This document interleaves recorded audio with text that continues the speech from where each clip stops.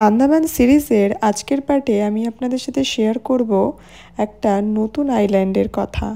এটি নর্থ বে আইল্যান্ডের মতোই কিছুটা সিমিলার বাট অন্যরকম। হাই এভরিওয়ান, আমি অর্পিতার নতুন আরেকটি ভিডিও নিয়ে চলে এলাম। আজকে যে আইল্যান্ডে আমরা এসেছি সেটি হলো রস আইল্যান্ড। এই দ্বীপটির নাম ক্যাপ্টেন ড্যানিয়েল রসের নামানুসারে রস আইল্যান্ড রাখা হয়েছিল, তবে বর্তমানে এখন এই দ্বীপের নাম হলো নেতাজি সুভাষচন্দ্র বোস আইল্যান্ড।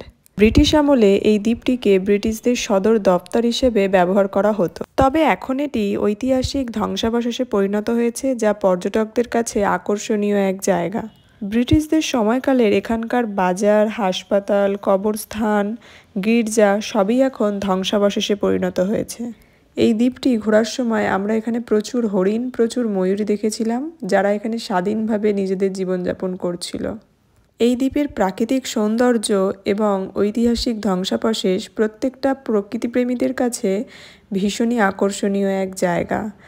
আপনারাও এই দ্বীপটি যখন ঘুরতে যাবেন অবশ্যই এই দ্বীপটি খুব ভালোভাবে ঘোরার চেষ্টা করবেন, কারণ এই দ্বীপের যে সৌন্দর্য সেটা সেই 1 ঘন্টার মধ্যে দেখা একদমই পসিবল নয়। আরও 2-3 ঘন্টা সময় হলে খুব ভালোভাবে এখানে ঘোরা যায়, কিন্তু এখানকার একটা সিস্টেম, এখানে 1 ঘন্টার বেশি কোনো পর্যটকদের থাকতে দেয় না। পোর্ট ব্লেয়ার থেকে ক্রুজে করে আমরা রস আইল্যান্ড চলে গিয়েছিলাম এবং সেখানে গিয়ে একটা টোটো ভাড়া করে আমরা পুরো দ্বীপটা ঘুরে দেখেছিলাম, এবং সেখানে টোটো চালক আপনাদেরকে পুরো দ্বীপটার সম্বন্ধে গাইডও করে দেবে।